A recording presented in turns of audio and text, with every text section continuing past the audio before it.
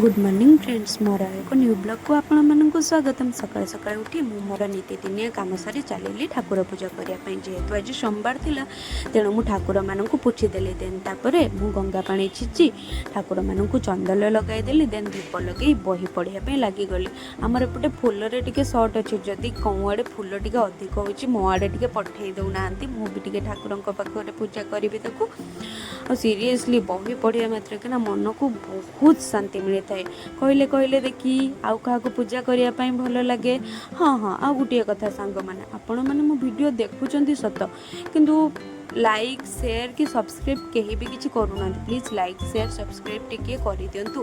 ठाकुर को पूजा करने मात्र कि गोटे आत्मार तृप्ति हो जाए, आत्मा को बहुत शांति मिलता है। मु पूजा सारिली आउ सीरियसली भगवान आम पाखे सब बेले अच्छा किंतु आम डाकी पारे ही है।